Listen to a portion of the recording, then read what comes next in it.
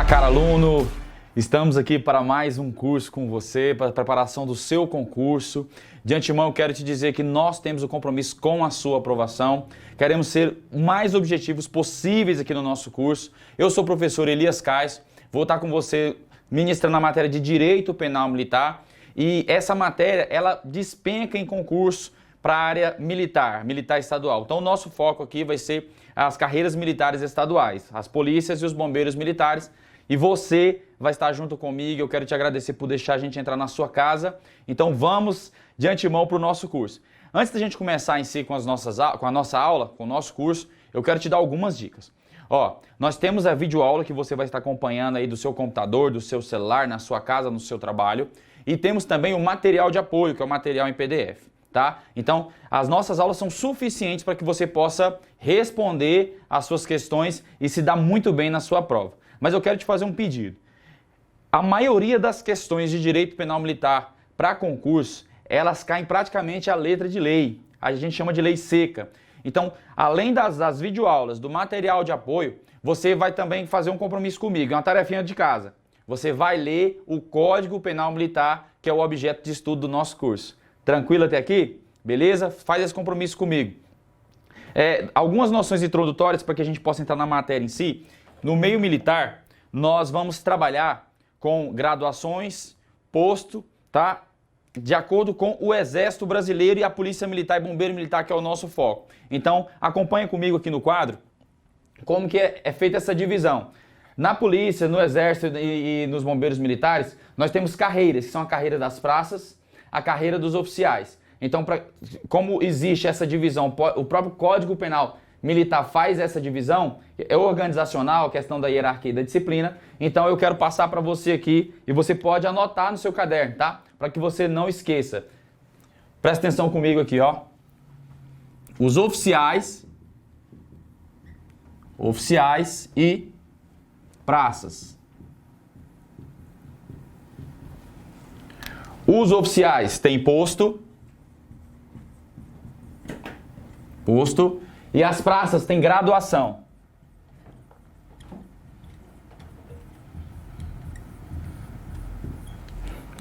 Quem são os oficiais? Provavelmente você já deve conhecer, você já ouviu. O oficial, ele começa na carreira de segundo tenente, primeiro tenente, capitão, major, tenente coronel e coronel. Quem são as praças? As praças entram no curso como soldado,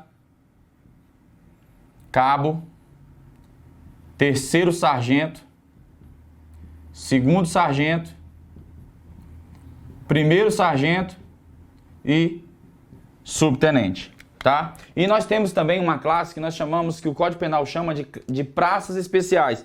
Quem são esses, professores? Olha só.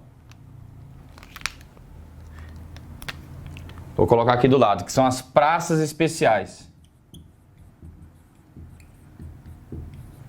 São os aspirantes a oficial e os cadetes.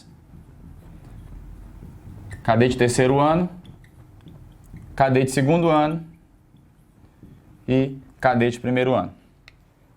Beleza? Então vamos iniciar o nosso estudo. Isso aqui você pode copiar no seu caderno e gravar, porque nós vamos falar muito sobre essas pessoas aqui, ok? Então iniciando. Então acompanha comigo no slide esse conceito sobre direito penal militar apresentado por Kleber Olímpio. Olha só. O direito penal militar é o conjunto de princípios e determinações que disciplinam a forma de o poder público agir diante da ocorrência de ilícitos de natureza penal militar, estabelecendo penas e medidas de segurança, visando a proteção de bens jurídicos fundamentais. Então, noções introdutórias aí, nós temos a questão do conceito. O direito penal militar, ele adquiriu autonomia no direito romano, mas a origem do direito penal militar brasileiro é do direito português, tá? Então, somente essas noções introdutórias para a gente entrar na nossa matéria. Eu creio que não deva cair esse tipo de questão, mas para a gente entender o nosso objeto de estudo é necessário que a gente passe esses conceitos. Tranquilo até aqui? Então, vamos para aquilo que é importante. Perdão. Aquilo que é importante e que vai cair na sua prova, tá? Que vai cair na sua prova. Acompanha comigo aqui, ó. Primeira coisa, competência da Justiça Militar. Quem a Justiça Militar alcança? Quando que a Justiça Militar vai poder agir? Nós temos dois tipos de Justiça Militar. Nós temos a Justiça Militar da União e nós temos a Justiça Militar Estadual. Como assim, professor? Como nós temos militares estaduais, que são a Polícia Militar e os Bombeiros Militares. E nós temos os militares da União, que são os militares da Marinha, do Exército e da Aeronáutica. Nós temos essa diferenciação também no que diz respeito à competência. Acompanha comigo na tela aqui, ó. Presta atenção, isso aqui é muito importante, porque nós vamos trabalhar aquilo que pode cair na sua prova, ok? Então, olha só, a Justiça Militar da União, compete à Justiça Militar da União processar e julgar crimes militares. Agora, olha só, acompanha comigo aqui, ó. Excepcionalmente julga civis quando cometerem crimes militares previstos em lei específica. Então, só para você gravar, a competência da Justiça Militar da União é processar e julgar crimes militares. No caso, os militares federais. Agora, a Justiça Militar da União, excepcionalmente, julga civis. Professor, o que isso tem a ver? Porque civil, ele é julgado pela Justiça Comum. Em regra, o civil, quando comete crime, ele é julgado pela Justiça Comum. Só que a Justiça Militar da União, de forma excepcional, ela pode julgar civis quando cometem crimes militares previstos em lei específica. Tranquilo até aqui? Agora olha comigo aqui a competência da Justiça Militar Estadual também tem algumas coisas para a gente pontuar aqui. Presta atenção aqui, ó. Compete, né, a Justiça Militar Estadual processar e julgar os militares dos estados nos crimes militares definidos em lei e as ações judiciais contra atos disciplinares militares, ressalvada a competência do Tribunal do Júri quando a vítima for civil. Como assim, professor? É porque é o seguinte, em regra, a Justiça Militar Estadual, ela vai julgar os militares estaduais, que são os bombeiros militares e os policiais militares. Mas lá na frente no nosso curso, nós vamos ver que tem uma ressalva, né?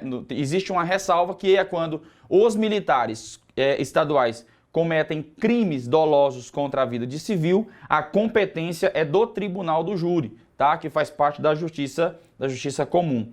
Então, por isso que está aqui, ó, ressalvada a competência do júri quando a vítima for civil. O que pode cair na sua prova aqui, que eu coloquei, que eu quero que você grave?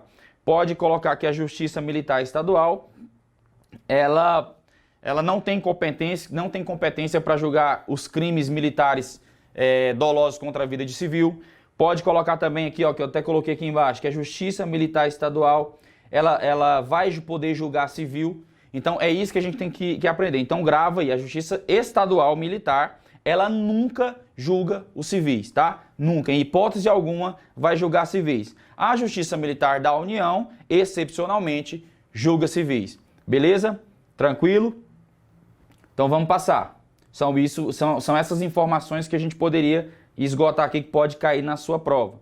Então, olha só, quem são os militares? Eu já tinha falado para você aqui, né? Provavelmente você que quer passar no concurso já teve a curiosidade de pesquisar. Então, só para a gente entender quem são os militares, nós temos aqui os militares da União, que são os militares federais, são os militares das Forças Armadas, são os militares da Marinha, do Exército Brasileiro e da Força Aérea Brasileira, que é a Aeronáutica. E os militares estaduais, quem são? São os militares que pertencem à Polícia Militar e ao Bombeiro Militar, que é o concurso que você vai passar. Fala amém aí. Beleza? Nós temos uma situação também aqui que faz parte do objeto do nosso estudo, que também cai em prova, que é a situação do militar, tá? Acompanha comigo aqui. O militar ele tem duas situações. É o militar da ativa e o militar inativo. Quem é o militar da ativa? Bom, o militar da ativa é aquele que ingressa na carreira militar temporariamente ou não, e exerce alguma função, tá? Exerce alguma função. Aquele militar que está de serviço, está trabalhando, pertence ao serviço ativo da da corporação e ele está trabalhando, está cumprindo serviço. Esse é o militar da ativa. Uma situação aqui que você pode também colocar, anotar no seu caderno, que os militares, ó, vou escrever aqui no slide, ó, de férias, os militares de férias, os militares de licença, são militares que eles não vão estar no serviço, né? Mas eles são considerados, eles continuam na ativa. Férias é um direito do trabalhador, né? A cada ano ele tem direito a 30 dias de férias. E a licença, nós temos a licença médica, então o militar que ele... vamos dizer que o militar quebrou a perna ali, precisa de 2 meses de atestado. Então esse militar, ele está de licença, não está no serviço ativo, está afastado por atestado médico, mas ele continua sendo um militar da ativa, tá? Então muito cuidado com essa situação.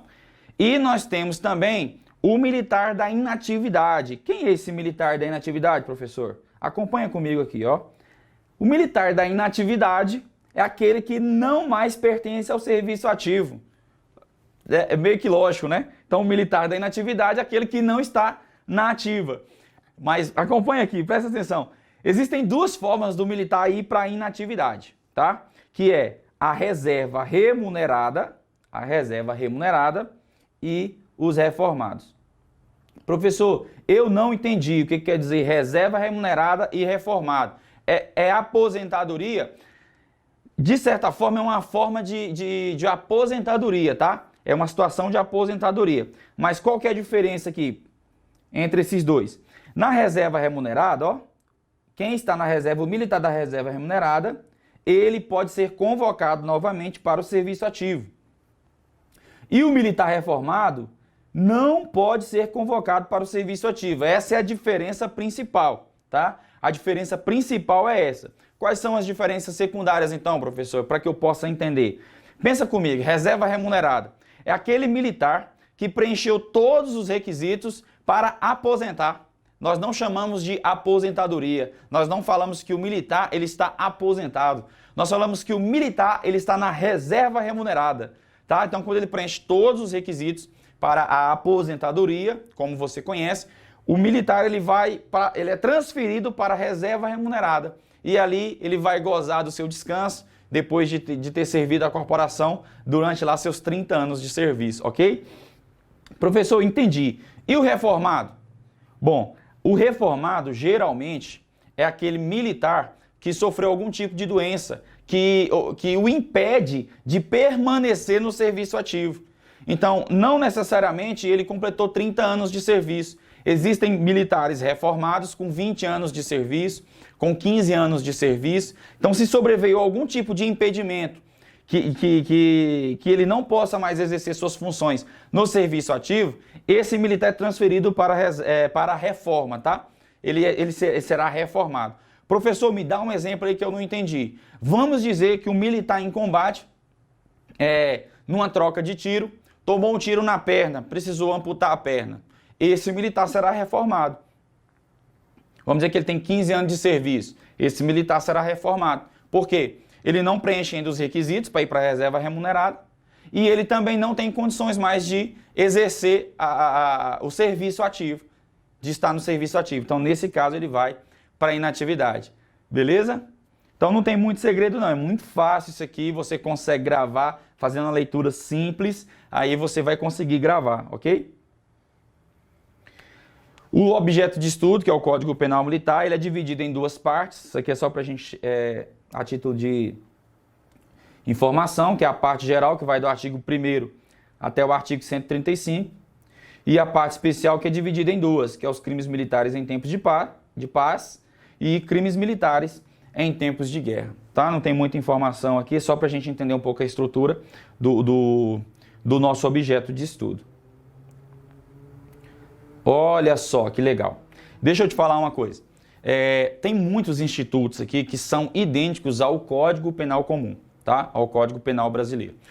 O meu compromisso com você aqui é trazer aquilo que é diferente. Por quê? Porque juntamente com o nosso curso de Direito Penal Militar, você também vai estudar o Direito Penal para o seu concurso. E lá no Direito Penal, O professor de direito penal vai esgotar todos os institutos, toda a parte teórica e você já vai aprender lá. Então, nosso intuito aqui é ser objetivo no seu conteúdo, no seu estudo, tá? Então, o que eu estou falando para você? Então, tem situações aqui que vão ser idênticas. Eu não vou trabalhar aquilo que é igual, tá? Eu vou trazer aquilo que é diferente, para que você não se confunda na hora de resolver as questões, tá? Mas olha só, o primeiro artigo do Código Penal Militar é o mesmo primeiro artigo do Código Penal Brasileiro, que trata do princípio da legalidade. O que fala o princípio aí? Só para a gente entender rapidinho. Não há crime sem lei anterior que o defina e nem pena sem prévia cominação legal. Então aqui trata do princípio da legalidade. Todas as regras acerca do princípio da legalidade do Código Penal Brasileiro se aplicam também ao Código Penal Militar, tá? Então assim, nós não vamos falar muito sobre isso e geralmente às vezes eu vou só falar para você, olha, esse conteúdo aqui é igual o Código Penal Brasileiro, tá? Para a gente avançar no nosso estudo, ok? Artigo 2º, fala de lei supressiva de incriminação.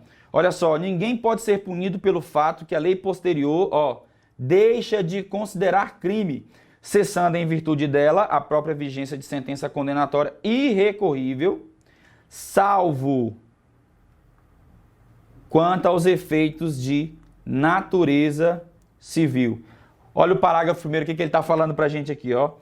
A lei posterior que de qualquer outro modo favorece o agente, aplica-se retroativamente, ainda quando já tenha sobrevindo sentença condenatória irrecorrível. São aquelas mesmas regras, como eu falei para você, que a lei benéfica, ela sempre vai retroagir em benefício do réu. A lei benéfica sempre retroage em benefício do réu. E o artigo 2º traz uma vedação aqui interessante e nós vamos ler aqui e você vai entender, ó. Para se reconhecer qual a lei mais favorável para o réu, né? A lei posterior e a lei anterior devem ser consideradas separadamente, ó. Separadamente. Cada qual no conjunto de suas normas aplicáveis ao fato. Professor, não entendi. Isso aqui é uma vedação à lex tertia, que é a criação de uma terceira lei. Então, olha só. Então, nós temos essa vedação aqui, a lex tertia. Acompanha comigo aqui, ó. Imagina que o agente, o autor, ele foi condenado a uma pena de reclusão. Ó, reclusão, acompanha comigo aqui, ó. Reclusão de 2 a 4 anos, tá? Ele foi condenado. Depois que ele foi condenado, veio uma nova lei para esse mesmo crime, mudando a pena. A pena não vai ser mais reclusão, a pena agora vai ser detenção. Detenção de 3 a 6 anos.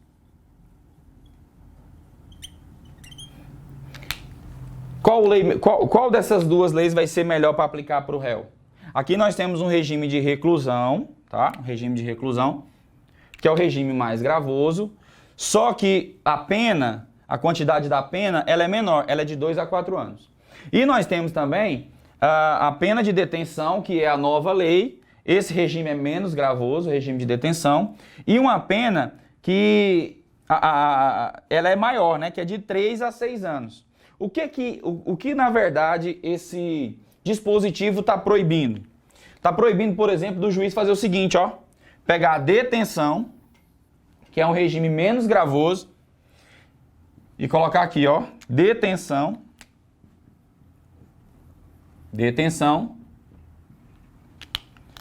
e pegar, ó, e utilizar esse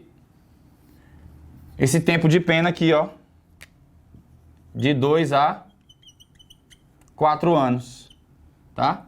Então, por quê? Porque senão ele estaria criando uma terceira lei, tá? Ele estaria criando uma terceira lei. Então, é isso que o dispositivo está vedando, é a vedação à lex tertia. Por isso que fala que ele tem que analisar separadamente e verificar no caso concreto qual será a melhor lei a ser aplicada. Tranquilo? Vamos lá.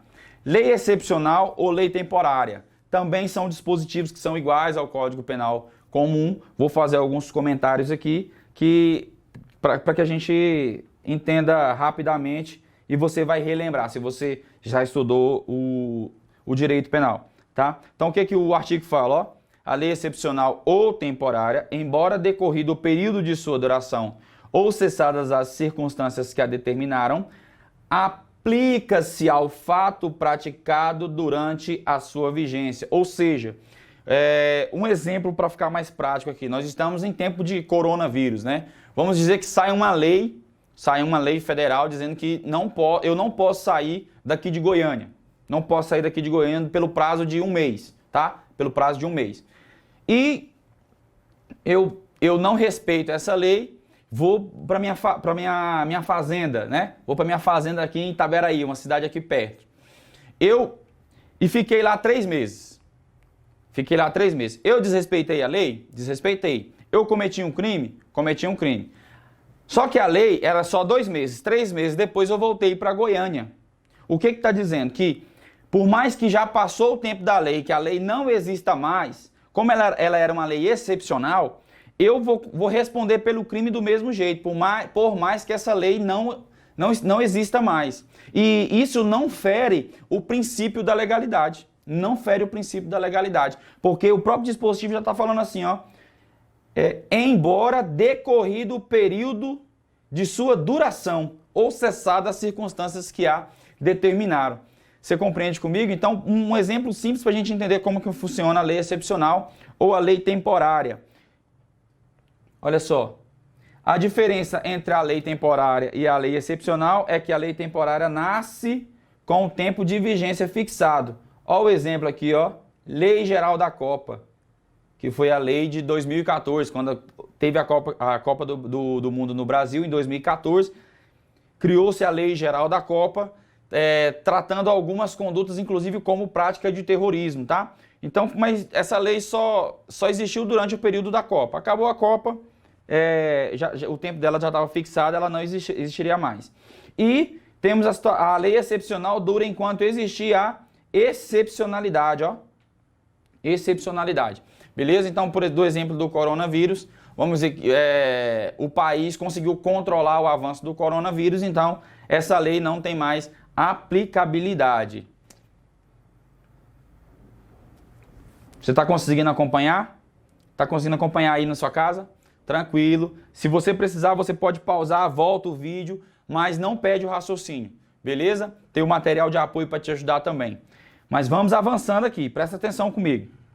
Artigo 5º, tempo do crime. É a mesma coisa também. Eu vou só fazer uns comentários rápidos aqui, ó. Considera-se praticado o crime no momento da ação ou omissão, ainda que outro seja o do resultado. Olha só, aqui nós estamos diante da teoria da atividade, que é nos mesmos moldes do Código Penal. Não tem diferença. Agora, quanto ao lugar do crime, nós temos uma situação que é diferente, tá? Olha só. Considera-se praticado o fato no lugar em que se desenvolveu a atividade criminosa, no todo ou em parte, bem como onde se produziu ou deveria produzir-se o resultado. Beleza, até aqui também está igual o Código Penal comum, tá? Está igual o Código Penal comum. Mas olha só o que fala aqui, ó. Nos crimes omissivos, o que é crime omissivo, professor? Envolve um não fazer, né? Envolve um não fazer. Eu me omiti de fazer. Nos crimes omissivos, o fato considera-se praticado no lugar em que se deveria realizar-se a ação omitida. Ah, então temos uma diferença, temos. E é isso que eu quero que você... que vai cair na sua prova vai ser isso aqui. O que vai cair na sua prova sobre esse assunto é essa diferença. Por quê? Olha só, no Código Penal Militar, nós temos que nos crimes comissivos, a teoria da ubiquidade.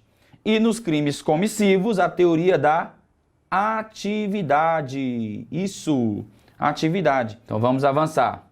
Ó, artigo 7º do Código Penal Militar traz as situações de aplicação da lei penal militar no território brasileiro ou fora do território brasileiro, tá? Então, em regra, presta atenção aqui, em regra, a lei penal militar, ela é aplicada no território nacional, tá? Ela é aplicada no território nacional, em regra. E existem situações onde não vai estar geograficamente no território nacional, mas pode ser considerado território nacional, que nós chamamos de território nacional por extensão.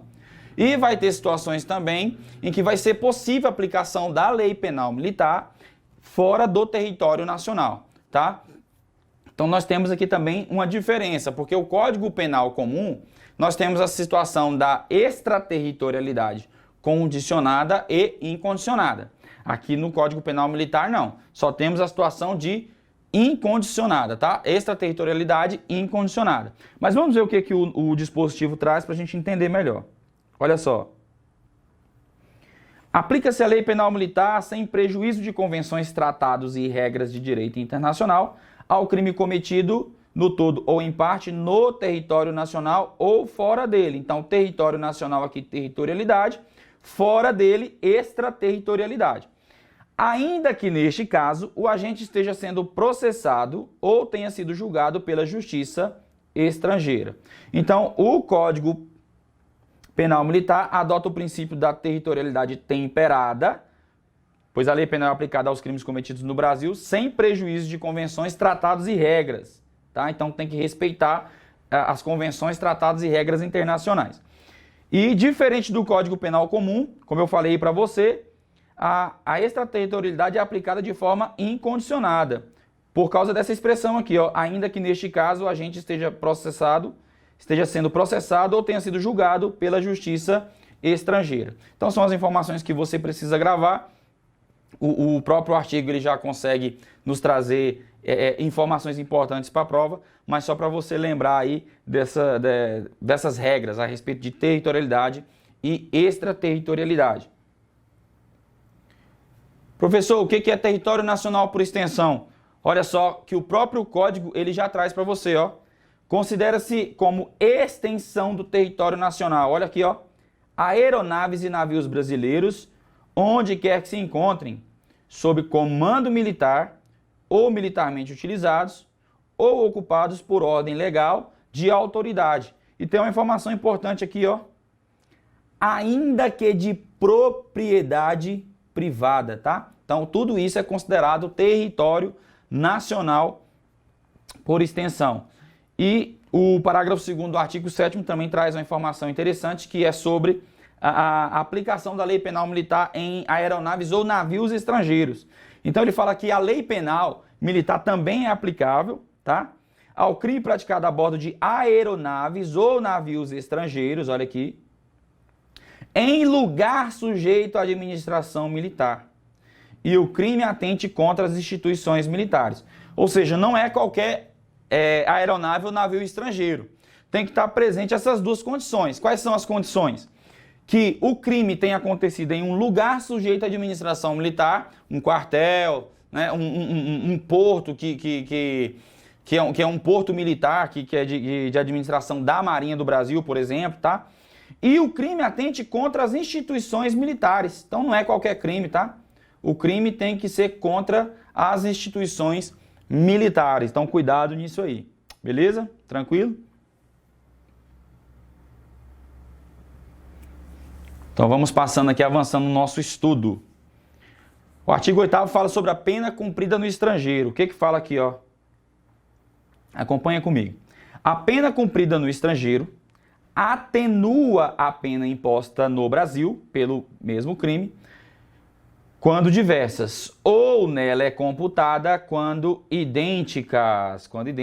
O nome deste instituto aqui é a detração penal. Então, se o agente cumpriu pena no estrangeiro, essa pena vai ser levada em consideração se ele for condenado aqui no Brasil. E o objetivo desse artigo, desse dispositivo, é evitar o bis in idem, né? O que é o bis in idem? É um princípio, né, constitucional de que uma pessoa não pode ser processada ou julgada pelo mesmo fato, ok? Então, se no estrangeiro a pena ela é diversa, vai ser descontada. Se aqui no Brasil a pena é de 4 anos, lá era de 3 anos, ele cumpriu 3 anos, então ele não vai cumprir 4 anos aqui, ele vai cumprir só mais 1 ano. tá? Porque vai descontar esses 3 anos que ele ficou preso lá fora. Tranquilo? Deixa eu te falar, vai lá tomar um café, dá aquela descansada, vai ao banheiro e depois a gente volta, ok?